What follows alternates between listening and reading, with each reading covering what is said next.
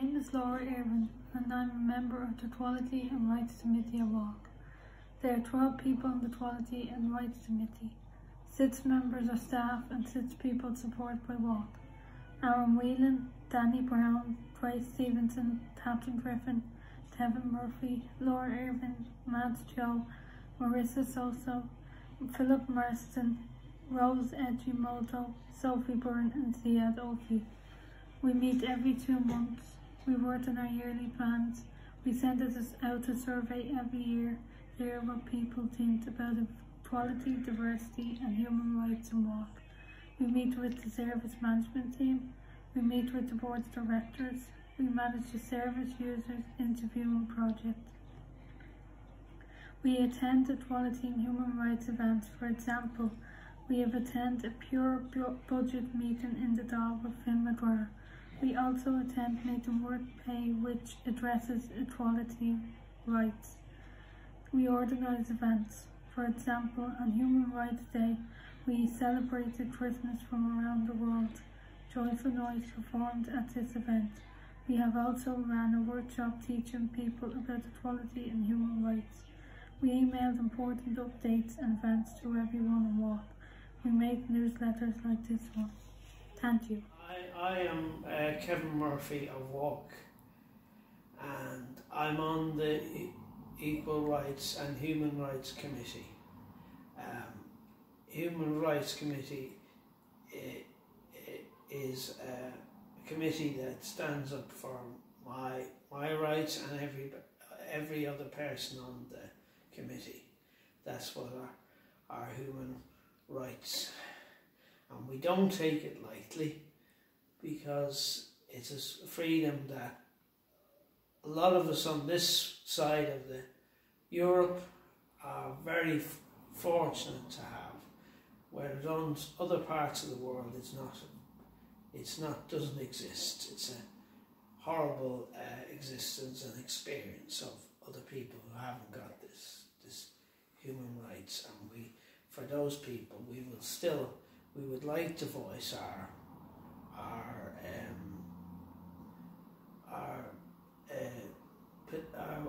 human rights voice for them, so that we will make sure that they do have a voice, and that they are happy for us to do that. That's what we do, and we're very happy. We look forward to meeting again sometime in the near distant future. Thank you very much. I'm Kathryn. I'm a member of the Service User Interviewing Panel at WALK. WALK staff support us by interviewing new staff that want to come on board in WALK. We ask them 4 questions, then we mark them at the end of each interview. We also come together with the other interview people that interviewed the same person and agree on who to hire. If you'd like more information on this, please contact Danny Brown at walk.ie or Sandy Brain at walk.ie.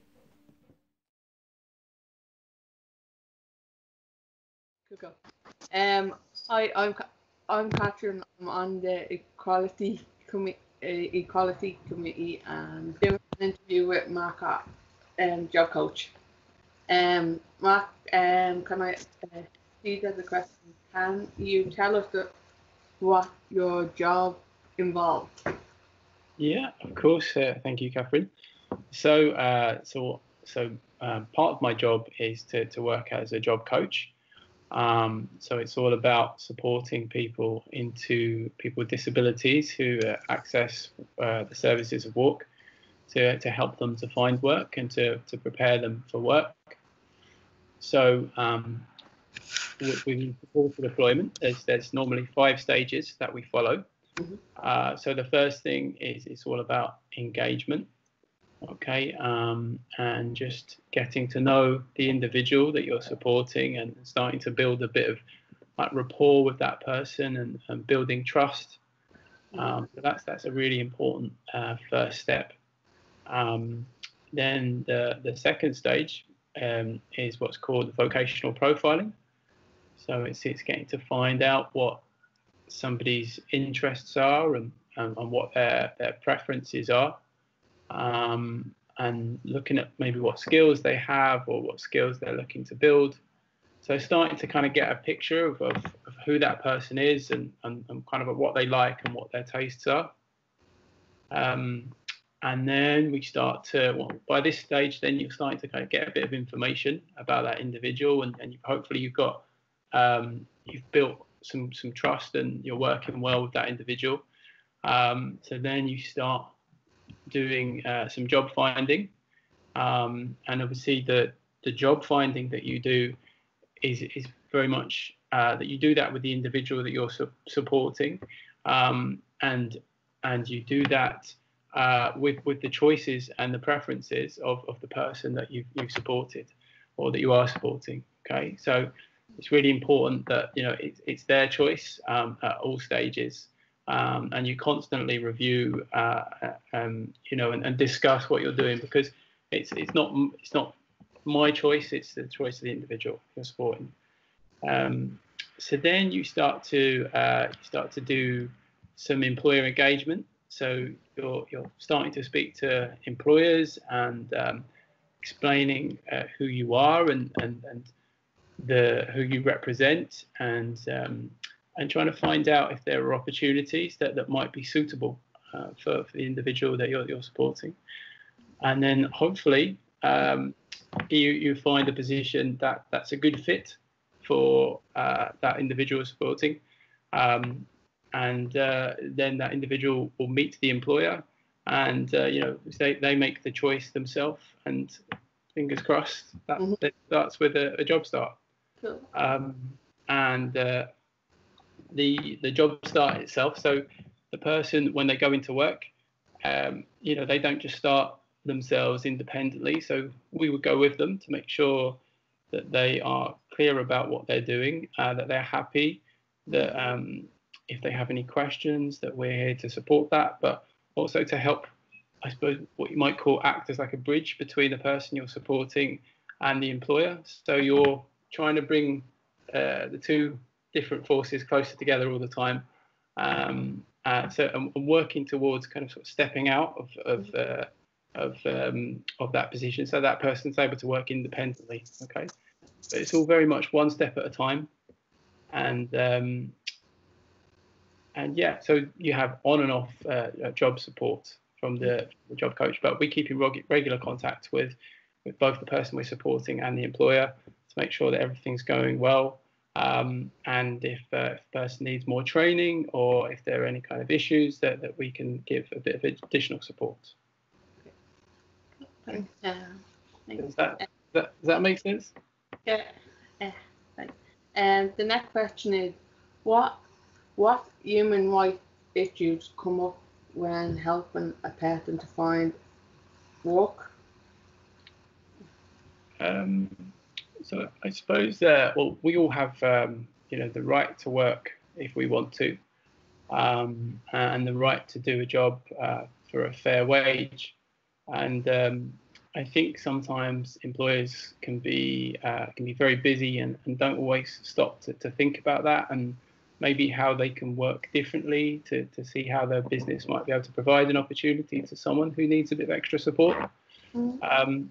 So one of the duties then as a job coach in the employer engagement piece is about helping businesses to see how they can work differently, and to look at their own business a little bit more closely to see where they can provide opportunities, or where somebody who might need a bit of support can start out and start to add a bit of value to that business.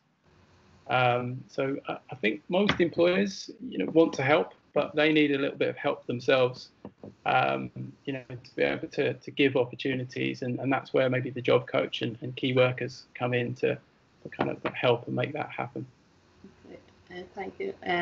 Next question is, how do you support people with their human rights and work?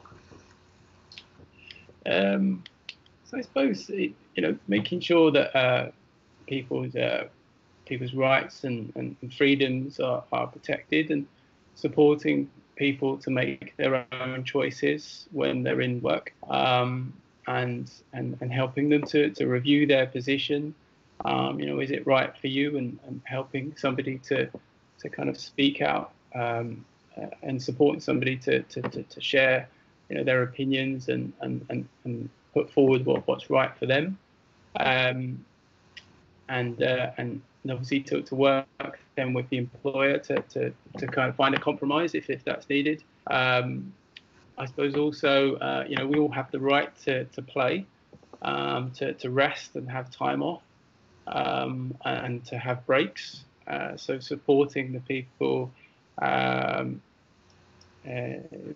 supporting the trainees in walk who are employment to have all of those things, so that they're not overworked, because too much work is exhausting, isn't it? So we all need that time and to rest. Okay, thank you. And the next question is, what do you think would help more people with disability to find employment? I suppose probably maybe more government funding to have resources like job coaches and trainers, who can give quality time to help somebody prepare for and find the right opportunity. It can take quite a bit of time to get somebody ready for work, and for them to figure out what they want, to help them gain experience and maybe do training or do courses, and then to find the right employer. So it can take quite a bit of time. So I think having more resources like job coaches and trainers to kind of help that is important, because it's not really a process that can be rushed. You have to take it one step at a time. I also think there's a few other bits. I think that things like social enterprises as well. So the Green Kitchen, it's a great idea, because that's a social enterprise that decided they want their business to give opportunities to people who might need a bit more support. So I think the more social enterprises there are, the better. And I suppose I think also things like vocational training programs, like the Walkways Tala Hospital project or Airfield, where people are getting supported experience of work and learning. And of course, with those then new skills and the experience and confidence that you get from that, that helps employers to give people with disabilities opportunities. Okay. The last question is, what do you like most about your job? So I think that the best part of being a job coach is working with the people that I'm here to support, but seeing them happy and supported, working independently in a job that they enjoy, but a job that still challenges them, and seeing them working well with the natural supports in the workplace, and building positive relationships then with the people that they work with, that they trust, and that they continue to grow and work. So I think that's the best thing for me, is seeing somebody go through the whole process, and then they're able to work independently.